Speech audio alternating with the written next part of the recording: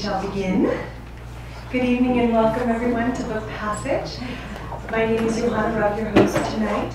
I always like to begin by thanking all of you for coming out and supporting your locally owned and independently operated bookstore. Isabel Allende was quoted as calling Book Passage the cultural soul of our community, and that's because of patrons like you, so thank you. Today Book Passage is very proud to bring you Bay Area native Gary Kamiya. Gary is the former culture critic and book editor for the San Francisco Examiner and co-founder of the innovative online magazine Salon.com. He's also the author of the critically acclaimed history Shadow Knights, The Secret War Against Hitler. His latest book, entitled Cool Gray City of Love, 49 Views of San Francisco, is an ode to the many faces of this legendary city. Herbert Gold of the San Francisco Chronicle writes, Gary Kamiya has written a rhapsody to San Francisco of unique value.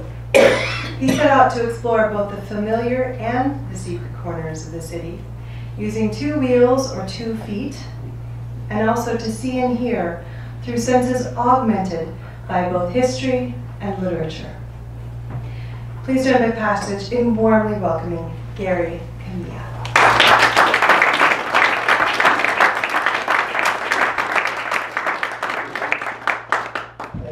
Much. It's great to be here at Book Passage again. It's a wonderful, wonderful bookstore. And thanks to all of you for coming out. I'm going to read the second chapter in my book, which follows the first chapter, in which you sort of need to know to get the full effect of the second chapter. The first chapter of the book is about the Farallon Islands, which are these very nasty rocks that stick up offshore 28 miles outside of San Francisco, which are haunted by great white sharks and are probably the most vicious real estate found in any city in the world.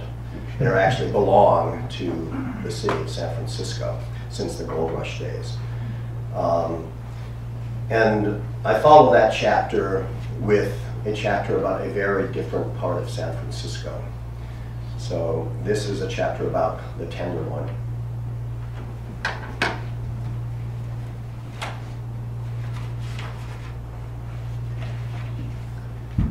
Adventures in the Skin Trade, Turk and Taylor Streets. In the universe of San Francisco, the Tenderloin is the black hole, the 6-block by 6-block area where the city's urban matter is most intensely concentrated. It is the only part of San Francisco that remains untamed, its last human wilderness. Without the Tenderloin and its radioactive core of junkies, drunks, transvestites, dealers, thugs, madmen, hustlers, derelicts, prostitutes, and lowlifes, this overpriced, increasingly homogeneous burg would feel like one of those motel bathrooms that are Santa-sealed for your protection. The Tenderloin is the creepy Mr. Hyde, which happens to be the name of a street running through it, to the rest of San Francisco's respectable Dr. Jekyll, who appropriately goes unhonored, although I did discover a Jekyll hotel that some wag built on Hyde Street. And this evil twin isn't hidden away in some asylum on the outskirts of town. The Tenderloin is surrounded by Union Square, Nob Hill, the Civic Center, and the rapidly gentrifying Mid-Market District. It's about as central as you can get. This is weird. Many cities used to have bad neighborhoods in the heart of downtown, zones of misrule where the primal human urges to get laid, to get high, and to get money were allowed to bloom furtively in the night.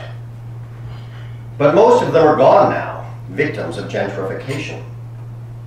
New York's Times Square feels like Disneyland, Vancouver's gas town has been tamed. Boston's combat zone was rendered hors de combat years ago. And of those that remain, none take up 36 square blocks of prime real estate in the middle of one of the most expensive cities in the world. Union Square is the center of San Francisco's downtown, the quintessential public space of any corporate city 2013. An invisible capitalist force field. In the beginning was the logo, and the logo was with God, and the logo was God. Emanates down from the airline and Midori touting billboards looming over it.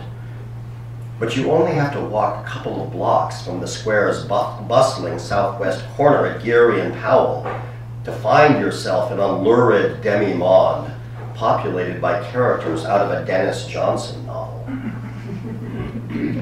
All of which is to say that the Tenderloin is a large turd, often a literal one, floating in the crystal punch bowl that is San Francisco. So why is it still here?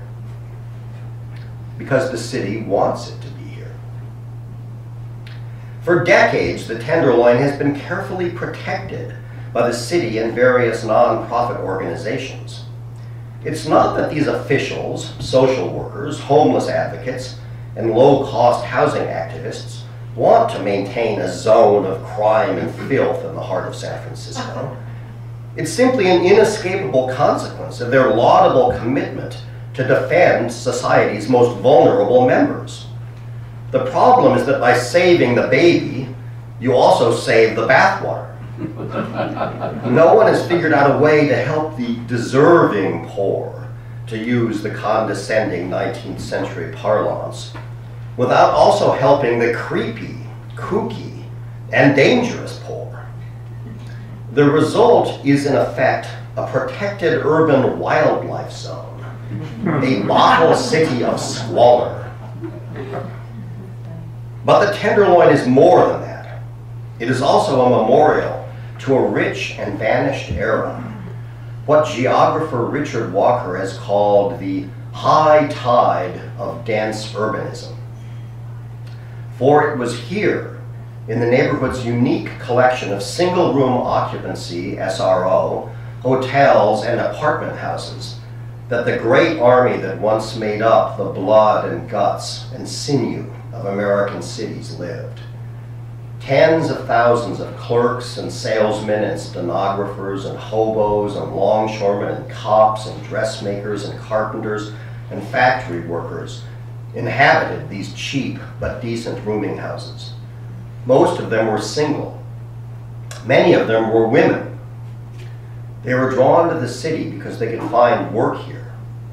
As Paul Groth writes in Living Downtown, The History of Residential Hotels in the United States, for these newcomers, inexpensive rooming houses offered freedom, anonymity, and sexual liberation, all in the heart of the city.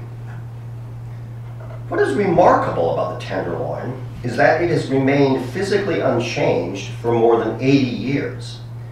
It is a time capsule. The same progressive forces that have kept out progress and inadvertently created a museum of depravity have also created a museum of the lost city, a vanished world memorialized in the neighborhood's extraordinary collection of residential hotels. There are hundreds of these historic SROs in the Tenderloin, the largest number of any city in the world. The SROs are the reason that in 2008, the uptown Tenderloin was placed on the National Register of Historic Places, the 24th San Francisco neighborhood to be so listed. All of these 3 to 7-story brick and masonry buildings were built between 1906 and the Great Depression. Almost all of them are essentially unchanged, right down to their blade signs. These once elegant buildings have fallen on very hard times, but they still conjure up the romance and mystery of the naked city with its 8 million stories. They are the ultimate urban hives. In an uncanny way, the Museum of Depravity helps bring the Museum of the Lost City to life. If all of those rooming houses were occupied by employees of Twitter, and that day may be coming, the ghostly romance of the Tenderloin's past would not feel quite as rich and strange. The very first time I set foot in the Tenderloin was when I was a 17-year-old student at Berkeley High School. I went with my friend Ben, a black guy who smoked Cools and read Heidegger, over to the big city from Berkeley to meet up with a pal of his for some reason I have forgotten. We went into an old apartment building, took the elevator up, and walked into a studio apartment that looked out over downtown. It was the first time I had ever been in an apartment. I dimly remember that it was airy and spacious. There are a lot of beautiful rooms in those old buildings. But my memory is somewhat cloudy because his friend pulled out a water pipe, another first, and we proceeded to get stoned. This was an appropriate introduction to the Tenderloin. A long-haired, half-Japanese dude and two black guys interrupting their vague urban mission to puff away on a water pipe, unless that was the mission. The die was cast. Most of my subsequent experiences in the Tenderloin have involved some kind of sin. I got to know the Tenderloin during the 7 years I was a taxi driver in San Francisco.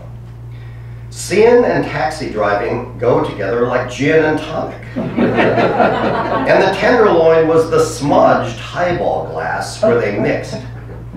The loin was ground zero for sex, the sub-basement of the lower chakras. Sex radiated out of its innumerable windows and filthy sidewalks. From Frenchie's K&T bookstore, the name Frenchie, a subtle tip-off as to the types of books it carried, to the gaudy, teetering whores on Geary Street. From the bottom of the barrel all-night mini-adult theater on the lunar corner of Golden Gate and Jones, admission $2. No charge for an attempted blowjob by the drunken homeless guy who just sat down next to me. To the scary last exit to Brooklyn drag queens on Larkin. From the gay male hustlers hanging outside the Peter Pan bar on Mason near Market, an intersection delicately known as the Meat Rack. To Jim and Artie Mitchell's upscale flesh joint on O'Farrell Street.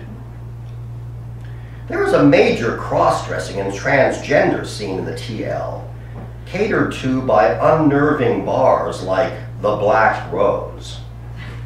One night at about 2 a.m., I picked up a 30-ish straight man on O'Farrell. He was pretty drunk. He was a nice guy who seemed completely freaked out. He started babbling as soon as he sat down. "Oh my God," he said, "the weirdest thing just happened to me. I picked up this girl and she turned out not to be a girl." He had gone drunkenly through with the sexual encounter anyway. And now he needed to exercise the whole bizarre incident. I tried to reassure him that he would be okay. He was as jangled and jumpy as if he had just poured 10 cups of espresso into his id. The Tenderloin was often involved in these libidinous journeys, either as a starting point or a destination. 2 Japanese salarymen once asked me to take them to something that sounded like "Hibacho." I had no idea what they were talking about. They had to repeat it twice until I realized they were saying "ribald show." I felt like calling up the editors of the OED and reporting the first conversational use of the word ribald since 1911.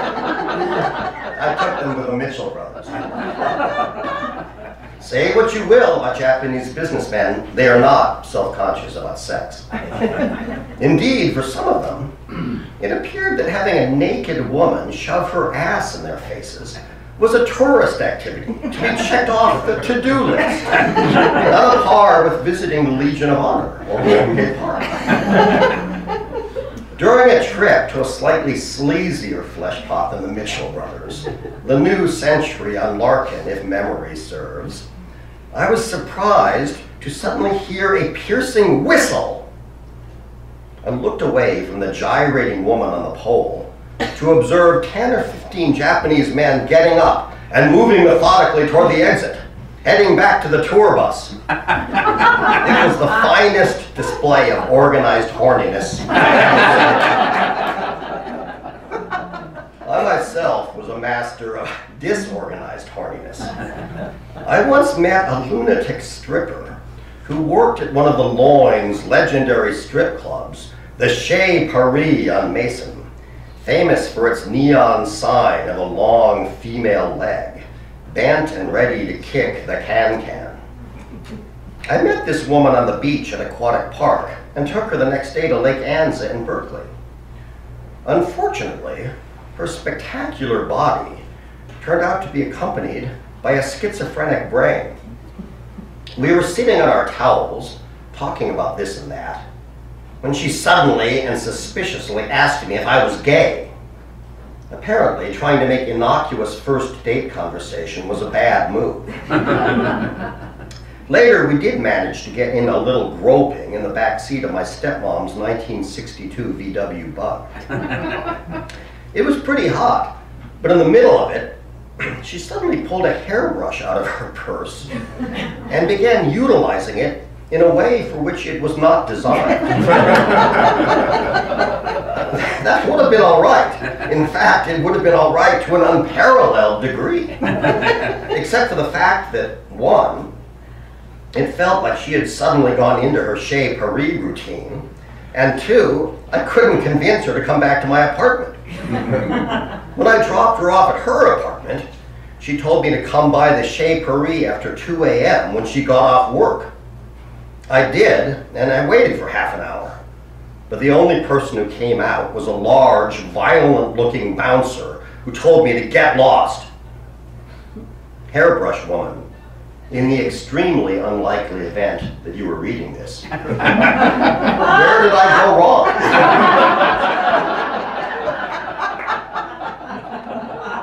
In addition to being haunted by such crackpot Circes, the Tenderloin also featured, and still does, more than its share of young males whose approach to life can be summed up by the line delivered by the blackmailing George Sanders character in Rebecca. I'd like to have your advice on how to live comfortably without working hard. Two of these worthies, one a tattooed white guy who had long hair of the non-hippie kind, and one an ominous-looking Latino blood, hailed me on Taylor and Eddy one night. I was a fairly new driver, and it was a slow night. So when they said they wanted to go to the airport, I agreed. Tilt! Taxi commandment number 1. Do not pick up scary dudes in the Tenderloin who look like they just got out of the joint and say they want to go to the airport even though they have no luggage. Taxi commandment number 2. If one of these scary dudes gets in the front seat and one gets in the back, directly behind you so you cannot observe the gun he is pulling out, immediately defecate in your pants, exit the vehicle, and run screaming down the street. Unfortunately, I failed to follow either of these easy rules. Instead, I drove down 6th Street and got on the freeway. After a minute or two, I felt the unpleasant sensation of a gun barrel pushing up against the back of my head. I was informed by muscly San Jose speed freak white dude in the front seat that this is a stick-up. They made me drive around while they looked for a remote place. They got kind of chummy as we rolled along. Blood in the back seat said, "Hey, you drive pretty good." You ever think about a life of crime? Laugh? I thought I'd die. Finally, they told me to exit Colma and had me drive into the vast city of the dead, where Wyatt Earp is buried in a cemetery called Hills of Eternity. I did not like this at all. They told me to get out of the car. I jumped out and sprinted down the road, screaming, "Help!" while waiting for the bullets to rip into my back. But the only sound was the engine roaring as they drove off at top speed. The SF police soon came and picked me up. This turned out to be almost as arduous an ordeal as the robbery and kidnapping, because as we headed back to the city, they suddenly got a radio call about some heavy crime that had just gone down in the Geneva Towers, the scariest projects in town before they were blown up in 1998. They took off at 90 miles an hour toward Visitation Valley. As we approached the terrifying high-rises, the cop riding shotgun pulled out, yes, a shotgun, and stuck it out the window. And when the radio said the suspect was a black male, the driver sneered, "Oh yeah, that's a big fucking surprise." They were total macho cowboys, but considering they were working the Geneva Towers beat during the crack-crazed 1980s, which would have to qualify as one of the worst jobs in the history of the world, I had to cut them a little slack. They finally dropped me off the yellow cab lot. The next day, the cab turned up hidden in an old railway cutting at the base of Potrero Hill, just a few blocks away. If you were to throw a ball 1,000 feet into the air from here, Peter Field told me as we stood on the corner of O'Farrell and Mason, wherever it landed, the chances are it would hit a building that was once involved in some kind of illegal activity. Field probably knows more about the Tenderloin than anyone else. A social worker who worked in the neighborhood for 12 years, he himself slept on the streets for a while when he first came to town. He evinces the no bullshit kindness of a man who has been exposed to the darkest side of humanity, yet hasn't given up hope. Field is obsessed with the Tenderloin's history. He has spent hundreds of hours poring over city directories and sand-borne insurance maps. The sources that allow sleuths to follow the convoluted trails of people and businesses through the vanished urban landscape. I came upon some pieces he'd written about the TL online and called him up. He gives a walking tour of the neighborhood twice a year through City Guides, a non-profit organization whose volunteer guides lead tours all over town. I had just missed his tour, but he offered to take me around. His normal tour lasts about 2.5 hours. We spent 6.5 hours walking about 6 blocks. I met Field at the dead center of San Francisco, the Powell Street cable car turnaround at Eddy Street. It was a hot June Sunday, and thousands of tourists and locals were swarming the streets.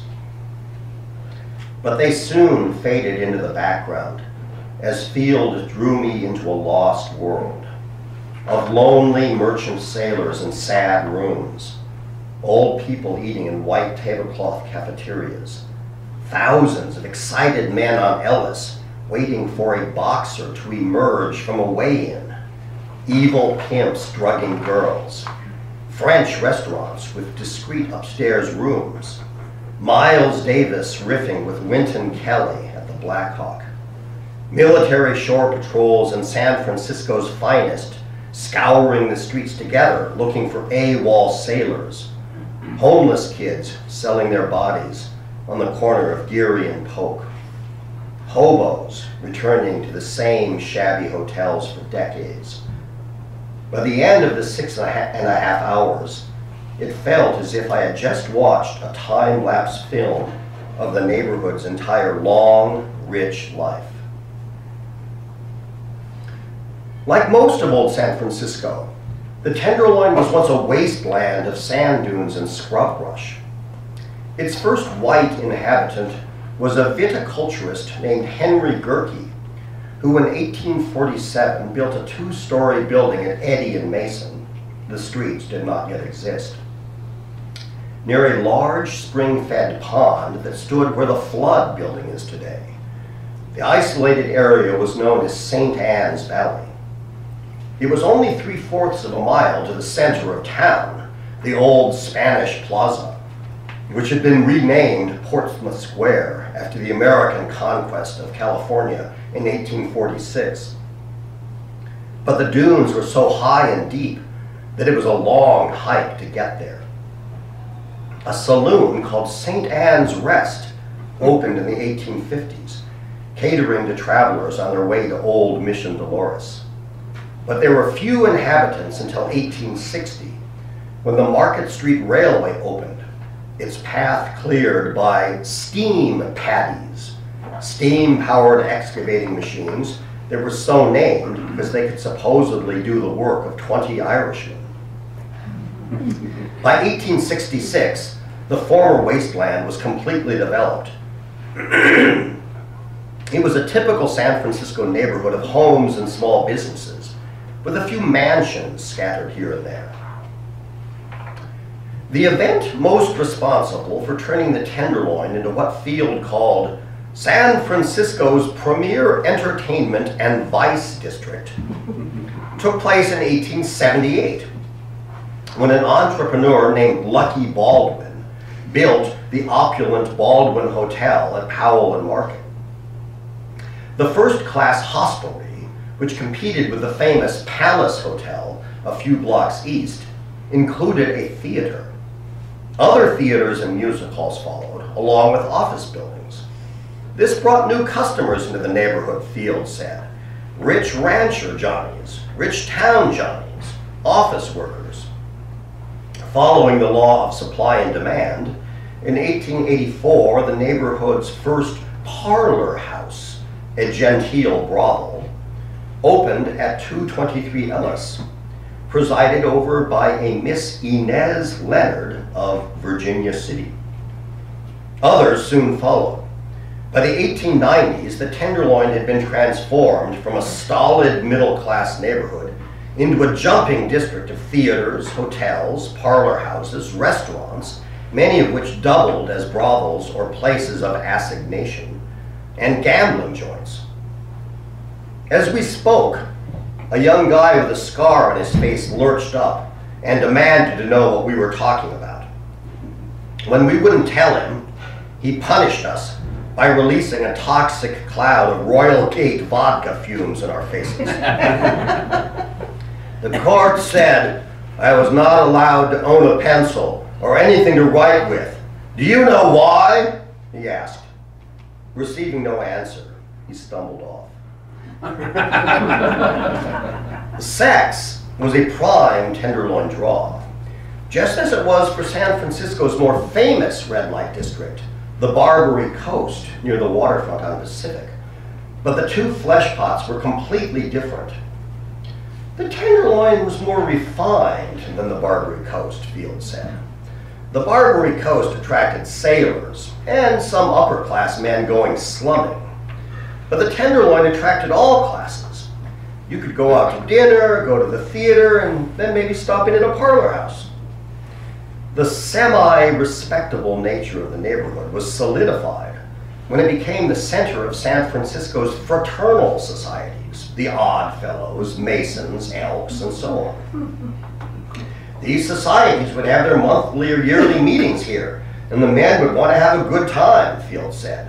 They'd wander around the neighborhood, go to the bars and parlor houses. The newspapers of the time were filled with stories about men who lost their fraternal diamond stick pins in the neighborhood. We walked up to the corner of Ellis and Powell.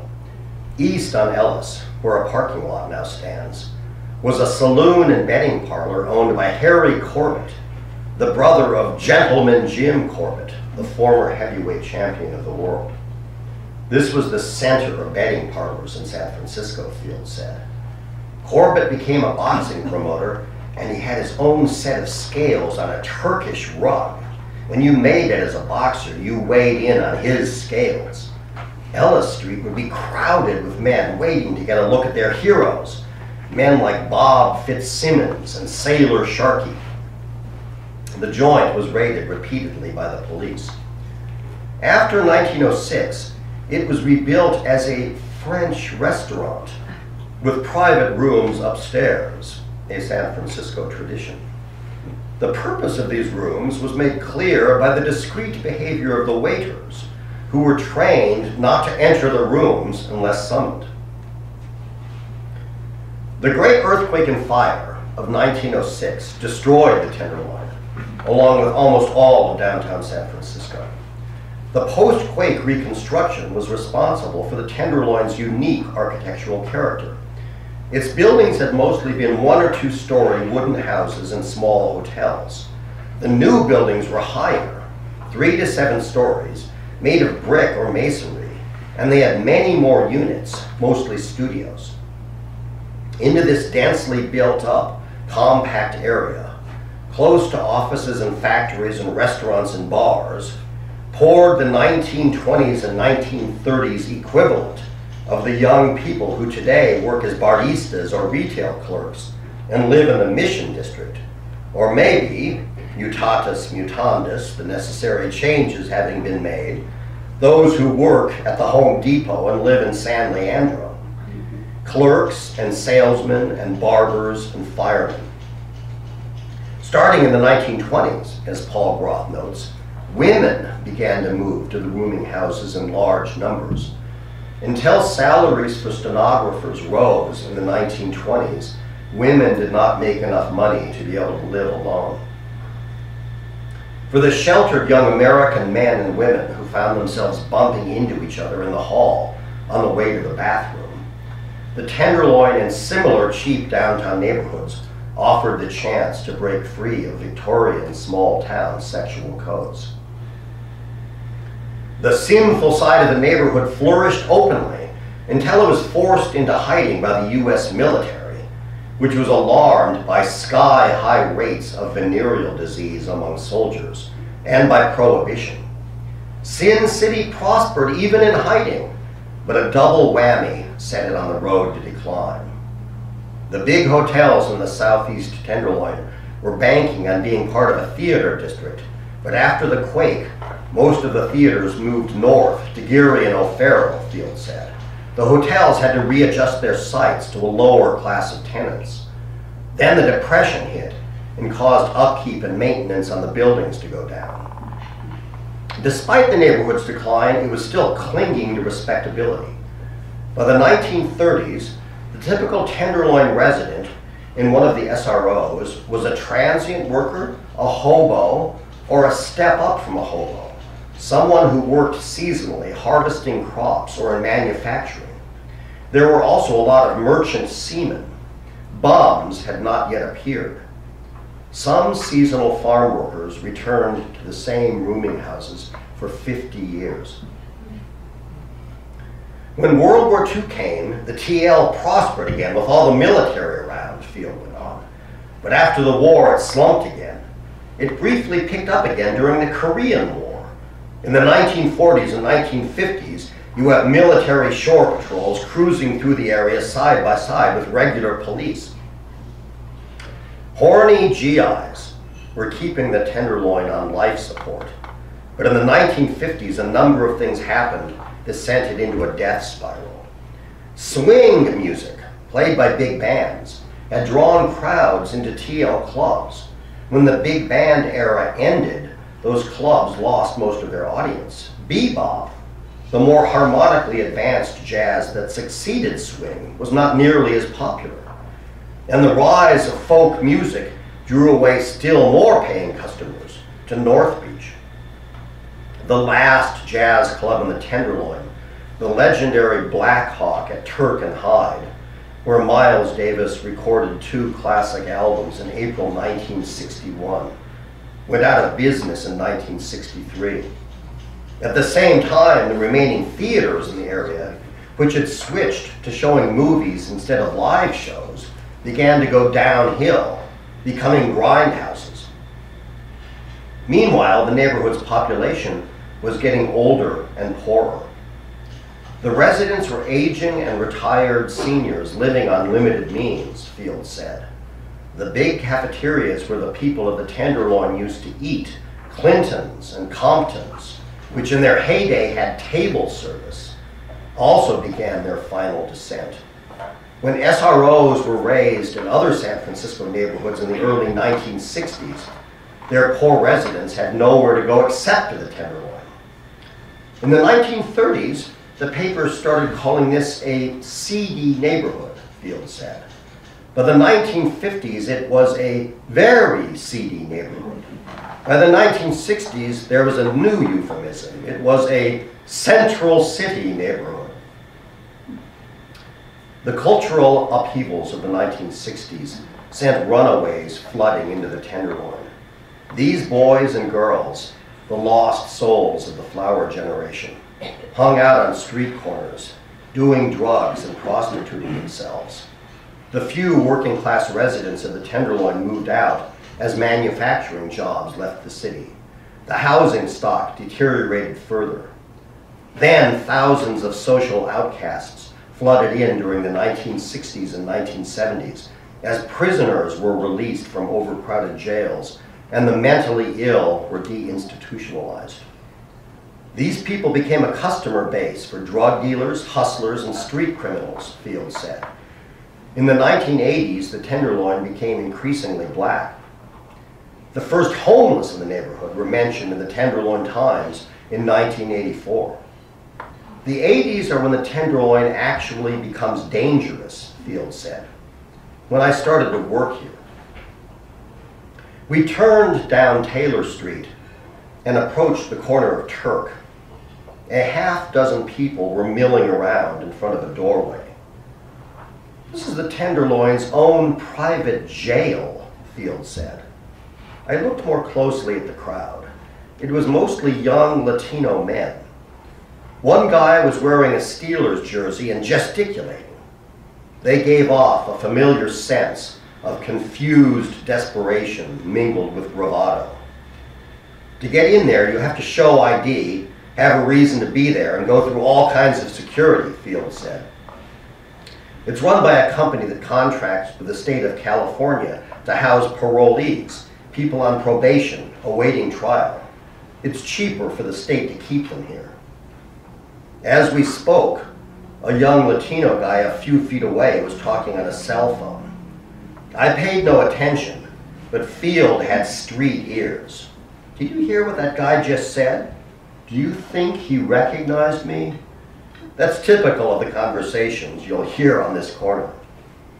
An ominous Indian-looking guy, dressed all in black, swaggered past us on Taylor, exuding a major "don't fuck with me" vibe. Field had street eyes, too. Did you see that? Field said under his breath, pointing at the guy's leg. A knife at least 10 inches long was tightly strapped against his thigh. I don't think that's legal, I said. Yeah, well, maybe no one will notice, Field said dryly.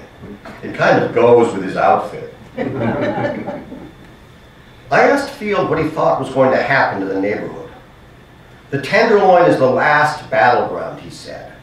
For nonprofit housing outfits and social services, this is Fort Apache. It's Custer's last stand. Historically, poor people in improving neighborhoods don't mix. Either the poor people move out or the neighborhood collapses. The Tenderloin is a case of the irresistible force meeting the immovable object.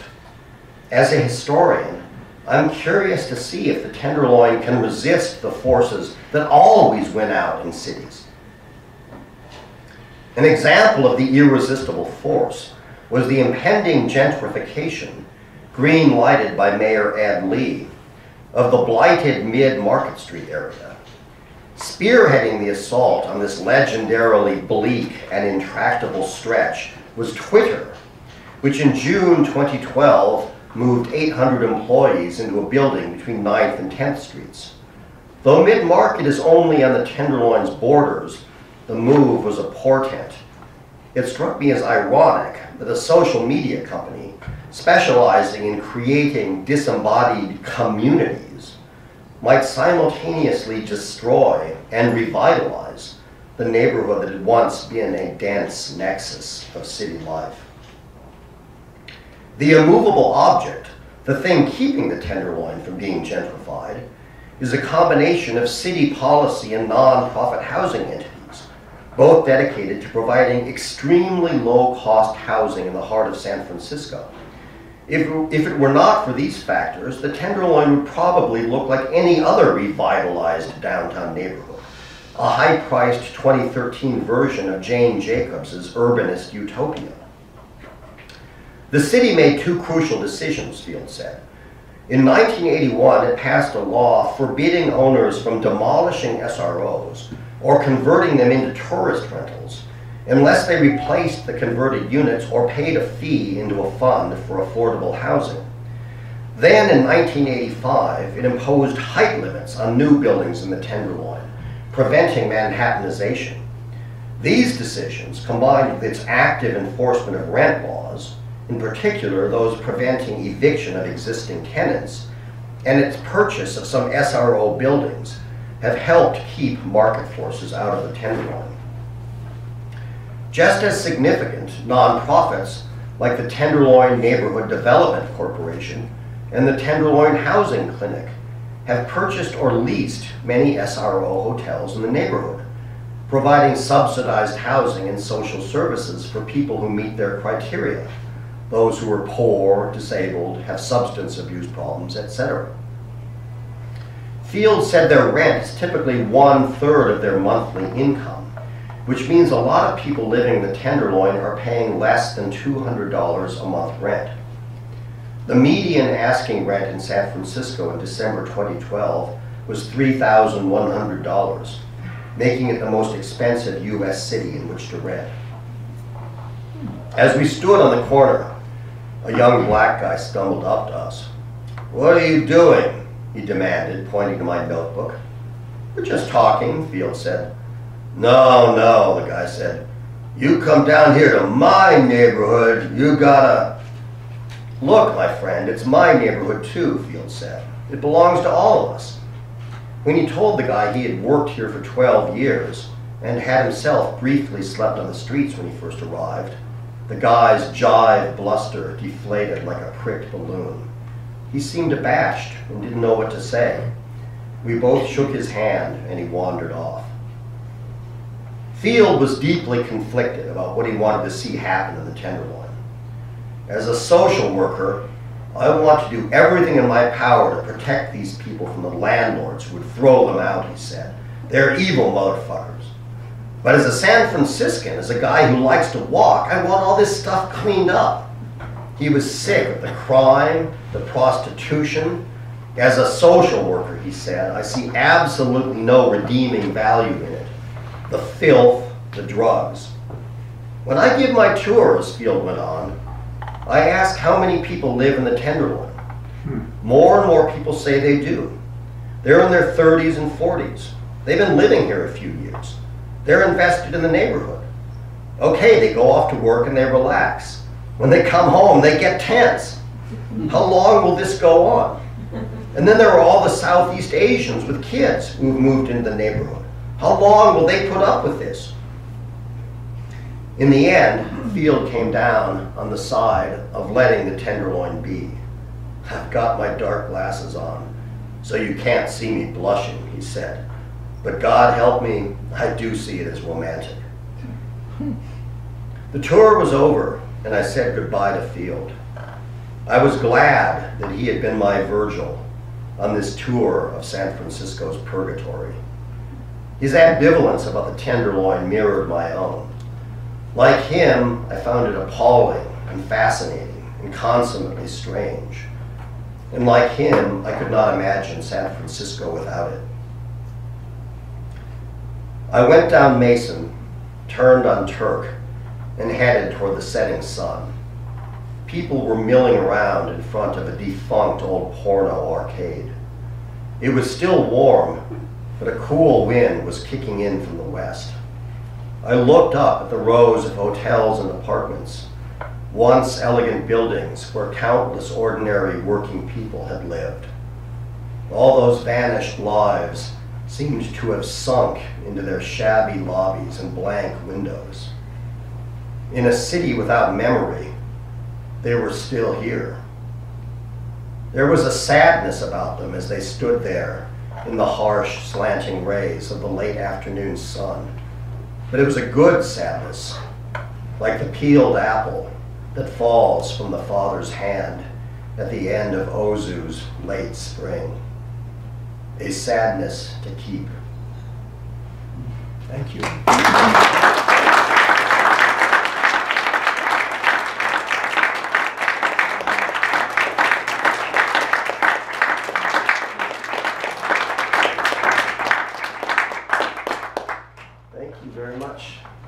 Does anyone have any questions? Well, this isn't a question, but I was so struck when you started out with Turk and Taylor because my grandmother was born on the corner of Turk and Taylor. Wow. In 1873. Oh my goodness. And as you eventually said, at that particular time, it was a nice neighborhood.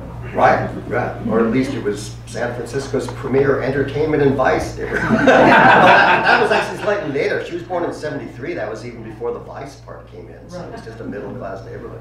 Wow, that's amazing. Yeah, that's great. Yeah. Did she have any stories about the neighborhood? Did you ever hear Well, anything? unfortunately, I think they moved when things started changing. Yeah. And they moved Right. to Haight and Buchanan. Oh. And she just, I don't think she remembered very much Right. of Turk and Taylor. Right. Okay. Wow, that's a long way back. Yeah. Yeah. Yes. I just appreciate your comments about the Larkin Eddy part of the Timberline, because I used to commute from there from Hyde and Green Oh yeah. down to Stanford like every day. Right. And I could drive by there, and I ran into a couple people one night. They're like, "So where do I get a girl around here?" And I'm like, "Okay, don't go there. Because you're gonna get a bad surprise." Oh right. You're gonna have to And suffer they're the fate of "What's that that? guy. Who's skating?" I'm like, reason for that. Right. That's right. I mean, it's just funny to hear Yeah. other people's comments on that. Yeah, so you observed that also, right? Okay. Good, yeah. You know how it got the name? The Tenderloin? Yeah, they say that it, apparently the most plausible theory is that it derived from the original New York reference to a similar neighborhood in which the Tenderloin referred to a sergeant in the police or a police officer of some kind who was like skimming off of, you know, the proceeds from working this neighborhood, because there was, you know, the graft and payola was involved, so it was like called the Tenderloin. It was going to cut off part of the Tenderloin. So that's, yeah. Did you happen to come across a cafe, an old diner at Leavenworth and Eddy with a mural about the Tenderloin? Yeah, well, that's actually the mural. That's the new mural. It's got Golden Gate and Jones, right, where the mini adult theater was. Is that the one by the woman that actually? You're talking about a different mural. Yeah, I don't know if it's there anymore. Huh. But my introduction to the Tenderloin was when I was a started San Francisco State, and I went to a movie up on someplace up on Van Ness, and we couldn't get in. So it's really, I don't even think school had started yet, early September, and we were just strolling back to the Mission, and we didn't want to go down Van Ness, so we went down, strolled through, and we ended up, well, we walked all the way through the Tenderloin, and Right. my girlfriend and I kept getting hit on by all these men. We couldn't understand why they were so upset with us when we weren't interested in having to drink with them. Oh. With them. One of them said, "You two work together," and we said, "No, we're students." And we were so lame.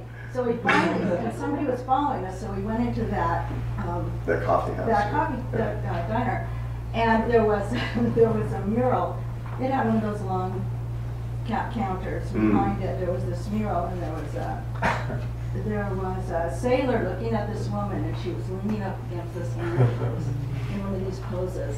And it had 2 street signs on it. One said tender, and one said boy. And I looked at my friend and I said, you know what I think we are? Maybe we should make a call this Spelled way. out so perfectly in that mural. Oh, that's great. Yeah, I don't know if that mural is still there. Maybe that was the It was, the I loft still of that always coffee house. remember, so we went down, we had 2 roommates that were from, we were both from Southern California and just moved up here, and our roommates were from around here anyway, I think, not the city, but they knew the city, so they said, we told them this whole story, and these men were chasing us, and we kind of said, I told them about the mural, and they said, well, where were you? And I remembered where we ended up, I said, Leavenworth and Addie. And they're both read it. Anyway, and we didn't feel at all, you know, as you said, it wasn't dangerous then, and we didn't have food, and nobody, even the guy that was following us and chasing us was so drunk he wasn't. Right. He said, just get away from him. Right. Yeah. It's still not necessarily that dangerous a lot of the time. It's just squalid, you know. But there's definitely some crime there. Yeah. I did wonder why you didn't speak more about the Southeast Asian influence. Oh, yeah. I mean, it's interesting. They one of the nonprofit guys told me is that population is actually, it really churns. Like they don't stay there. It's kind of like certain parts of Chinatown. Chinatown, the older population stays put, but for new Asian immigrants who come into Chinatown, they're not going to stay there. And the same with, which makes sense. You know, it's not necessarily a place. If you have, for one thing, the housing stock is such that it's one of the things that makes it very hard for the Tenderloin to gentrify. There's very few 2-bedroom apartments. So if you have, there's studios in 1 bedroom. So if you have a family of any size, you have any aspirations to be sort of have a middle class or vaguely middle class life, it's very confined. So so the Southeast Asian influence is huge, but you know they do come in and leave a lot. But yeah, absolutely, that's a big part of the Tenderloin's population. Isn't there a famous mural on Powell Street in one of the cafeterias? It's McDonald's now. It was moved. It wasn't a Diego Rivera, but yeah, on Powell. Yeah, I thought it was Right. Powell, one of the cafeterias. Huh. I don't know that one. I mean, I don't even know if there's a McDonald's on Powell. Are you thinking of a street that's actually in the Tenderloin properly? Because Yeah. Powell's kind of on, you know. Or the cable, you know, up Oh, from right the there. cable car. Oh, yeah. no, that's right. There is a McDonald's right there, right in on that most crowded stretch of Powell Street. I must have missed that one. Was it a mural that showed like street people? I don't know. I just remember hearing that it was going to be moved. Oh, And, I've never because it was seen it. really a big thing, like a It was a Rivera big or deal, a something. real Right. muralist. Yeah, huh. I don't know anything about it. But, Sorry. yeah. Well, wasn't there a Woolworths there at Powell? Yeah. Market? Yes, That in the had- flood building. Well, it had a counter where you could go and grab a bite. of Right, that's Yeah. right. Yeah. Yeah, that was there until fairly recently, I think. Oh, really? Maybe as recently as like 20 years ago or something. Yeah, I was there in the 50s. Yeah, I think that was Yeah. there until maybe 70s. the 70s. You think it left? Yeah. I vaguely remember getting a. You could get like a grilled cheese sandwich That's there. what I was about to Right. Yeah. That's what you Oh, I ordered know. there, right? You didn't don't go too Tuna far fish. beyond the grilled cheese. It's dangerous. Yeah. Yeah. Yes. In reading your material, Yeah. I often wonder, how did he get this stuff? Like, and the article about the ballparks this weekend that was in the Chronicle. Yeah. And I mean, are you a historian who looks at primary sources, or do you get everything from interviews? Yeah, it's a bit. I mean, I'm not trained as a historian, but but I have some academic background enough to be able to sort of know what the good stuff is and know how to follow footnotes and things like that. So not a lot of it is, gleaned from talking to contemporaneous, but there aren't any for much of what I'm doing. So it's all going to be, it might be some primary sources of, people that witnessed it, but. Yeah, it's really like, I think you mentioned the ballpark. I read this column for the Chronicle called Portals of the Past. which is most not, you know, it's has most of it has nothing to do with this book whatsoever. I thought you were serializing the Right. book. No, that stuff's almost all just original. But like that one, you know, as in the course of writing this book, because it was this sort of obsessive thing to get to know San Francisco insanely well, one of the things that I did was any book that I would see in any bookstore about San Francisco, I would buy. And if you read all of the regular sort of normal books about San Francisco, you begin to see the same stories are getting repeated again and again. So you go, okay, I'm not going to repeat those. And then you try to find the ones that are true, but that are not well known in other books of history. And one of the things that's really good for that is actually academic journals, things like, you know, California history, or, you know, the Argonaut, or things where there's these really sort of interesting scholarly works that are about Bay Area history, but that are not that well known to the general public. So, so that's, you know, it's kind of a potpourri of just all kinds of different things. You know, but yeah, it's a lot of fun. Yeah. I'm fascinated about the structure of the book, Yeah. because you take a city of 49 Swell, Right. and map it out. Did you have that idea from the start, or did Yeah, you develop? I did. I always wanted it to be 49 chapters. And I say in the intro that in this book, space trumps time, so that there is a historical through line. It, you know, starts out with the Farallones, and then rather quickly there's a piece about the enormous megafauna, the mammoths and saber-toothed tigers that roamed through it. But I'm constantly interrupting that with some place that just is somewhere in the spatial city. And the idea for that was I was really trying to capture the experience of being in the city and not just have it be this happened, then that happened. So it was a lot of fun. It was a little bit like kind of 12-tone composing or something, you know, because a lot of the ideas of how I put things together were like, you know, the first chapter is about the Farallones, and then I think, okay, what would be the most insane juxtaposition to follow that? The Tenderloin, of course. You know? So I tried to do some of that, and it just put things together so that they would have a interesting mix. So that was Yeah, I love that juxtaposition, because you start out with the wildest place Right. in San Francisco Right. and go to another. And to me, as I say, I mean, that to me is what makes San Francisco. You know, every great city in the world has its virtue, you know, has its unique thing. And I think San Francisco's unique thing is that there's no other city where the wildness and the world is so unconquered in a developed city. I mean, Rio de Janeiro is a little bit of an exception, but when I was there, I got robbed 8 times. It's like, I mean, it's an equal and even more beautiful. You know, that's to me that's the. And I've been to Istanbul and Hong Kong and Sydney and a lot of the cities that have spectacular settings. Rio is like in a class by itself, but it's Rio. So it's you know, you can't just wander through the favelas of Rio. So yeah.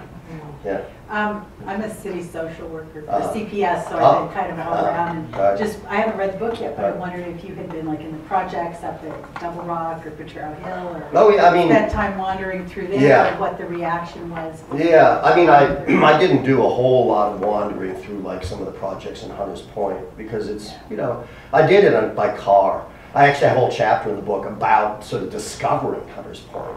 And it was one of these funny things where, as a native Bay Arean, and had been driven around it and past it, but you know, you basically, most people, you don't go into Hunters Point. It's just not what you do. And then it was this great revelation to kind of go into it, and actually I drove into the old abandoned shipyard where the guard was too confused to stop me, which was great. So I just wandered around in all these old abandoned buildings, some of which are just stunning down there. It's just amazing. And then I drove around through all of the, all those old places. And when I was a taxi driver, you know, black drivers wouldn't go into Hunters Point. I mean, you know, you'd hear, Double Rock, Kiska Road, Middle Point, don't go there, like people just wouldn't go there. And then you go there and it's like, yeah, I mean, it's definitely heavy stuff goes on there, but like anything else, you go in and actually the projects in Hunters Point are in better shape than a lot of projects in other parts of the city. That doesn't mean they still don't have a really high homicide rate there, but the physical plant in Hunters Point is pretty impressive, actually. So I have a whole chapter just about exploring those kind of, odd, the parts of the city that are kind of wastelands and that are avoided, and even just the whole coast of the city on the eastern, south of Market is just magnificent. There's the old Union Iron Works and all these wonderful places down there. That's where the old abandoned factories are. They're all boarded up. That's a wonderful part of the city. I love that stuff where it's like where the sidewalk ends. It's a great thing. Yes. Question. I was not born here, but I've lived here for 30 years, and it feels to me like San Francisco is changing at an unbelievable rate right now. The last couple of years, and it looks like it's probably on track to continue like that. And you mentioned briefly, the new revamping of mid-market and kind of changes like that are happening. Does that seem correct to you? Does it seem like the city is really changing? And in some ways, it seems like a very positive thing because it's so vibrant when a lot of other cities, maybe you hear about Detroit and all these other cities and terrible things that are going on. On the other hand, it's a little bit at risk of becoming like Manhattan, where nobody can afford to live there unless they're extremely wealthy. Kids, those of us who have kids who've grown up and now are coming back after college, they can't afford to live in the city because it's so expensive. And I mean, where do you see the city going from here? You've put your finger on it, and nobody knows the answer to that question. I mean, in many ways, there are a lot of positive things. I mean, anybody who would simply demand that the city remain in this kind of frozen state, that's unrealistic.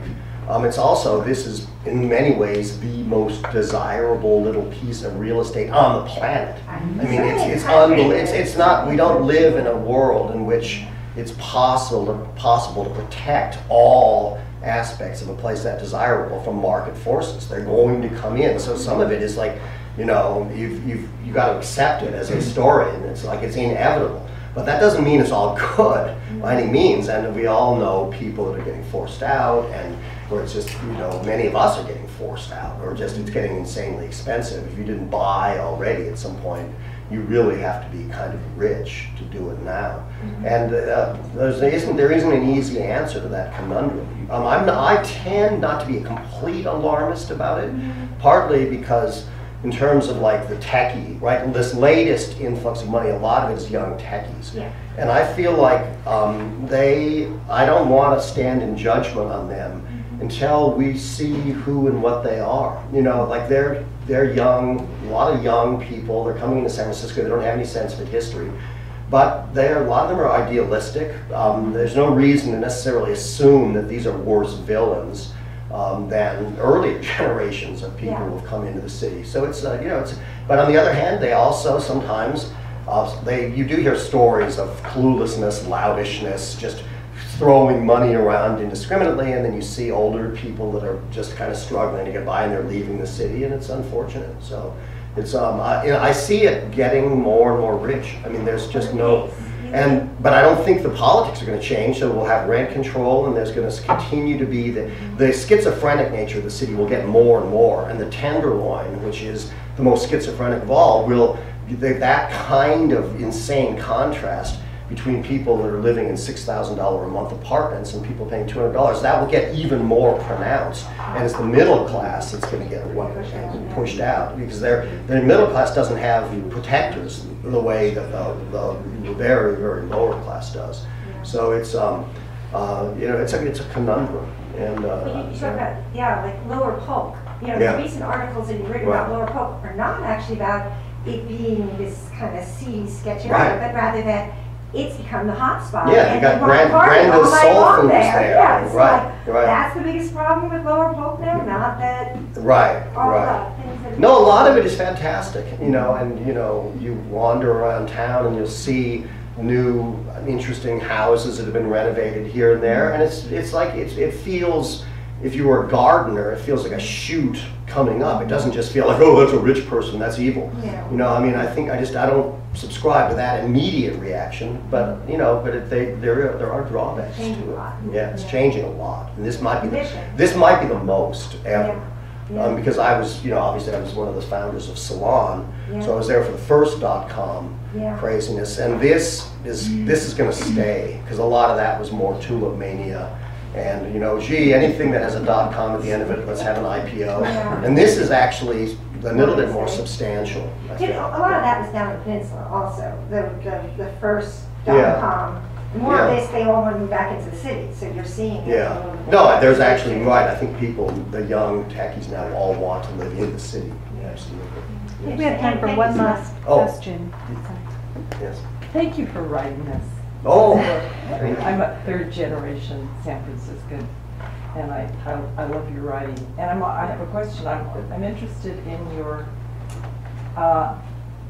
do you have novelists, San Franciscan novelists who you like or follow or? it's funny. I mean, obviously there's some great, On the Road, which is not entirely a novel, but it is in a way, and that has some great San Francisco chapters in it. There's, Mark Twain writes well about San Francisco, obviously. I don't know if there's been sort of a great San Francisco novel. Have you ever read Frank Norris's McTeague? Oh yeah, yeah. Which I reread. Oh yeah, and that's terrific. That's a right. great story. Right, it's not, they're talking about Lower Polk Street. That's right, that's right. The giant, somebody needs to hang, there is a place now called McTeague's on Polk Street, a bar, but it doesn't have the enormous tooth. And you don't drink there and then go die in the desert, So McTeague is not something the Chamber of Commerce is going to be like promulgating, uplifting tale of San Francisco. But yeah, I don't know that. I mean, there's George Sterling wrote some wonderful poems about it, and Jack London and various other writers. Dashiell Hammett. Dashiell Hammett. Yeah. Absolutely. Noir. That's right. Writers, Yeah. Hammett actually. The Maltese Falcon. But it's surprising when you read the Maltese Falcon. The San Francisco appears every now and then, but it doesn't play a huge role. It's more his hard-boiled thing. But he was the San Franciscan in that he worked at the jewelry store. Right. Samuels. Yeah, and he had an office in the Flood Building, and when he worked for Pinkerton's down there. And yeah, he lived on Nob Hill. Lived a few blocks from my house up there. So he was a real San Francisco for sure. Yeah. Anybody else? That's one last question. I just wondered what started you into this book. I just always, there's two things. I've always loved San Francisco. I obviously have an extreme, inordinate passion for San Francisco.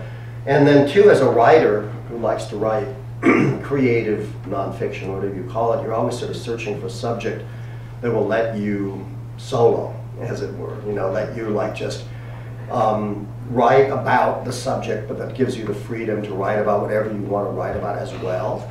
And it was hard to find that exact voice, but this subject, because it was so near and dear to my heart, let me do that. And so that was the impulse, was to find something that really I loved and that I would love writing about.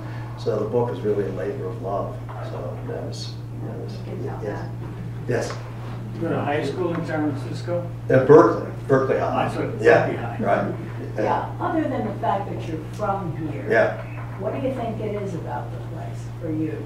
About this place? I mean, as I say in the book, I think its magnificent natural setting is still the one thing that completely sets it apart. The fact there are dirt trails all over town. I keep discovering them everywhere, not in parks, in streets, in paved sections of the city. So there's this childhood quality of playing Tom Sawyer that you constantly get.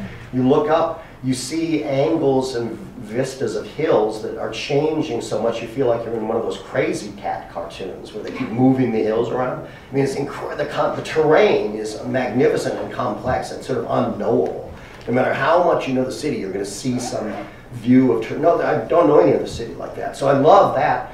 And then it's got its crazy maverick history. It's just got an extreme history that begins with this sort of decrepit end. It was like the most fly speck outpost of the most geographically extended empire the world has ever known, much bigger than the Roman Empire, the Spanish Empire. This is like the end of the Spanish Empire, where it completely ran out. And then you get this wonderful race mixing in the very beginning of San Francisco between the Californios, the Hispanic people, and these adventurers and drunks and New England traders who all married the beautiful daughters of these Mexican-American settlers in Yerba Buena. So you get this weird start, which is almost like New Orleans. Very few American cities ever had that kind of ethnic mixing at the beginning.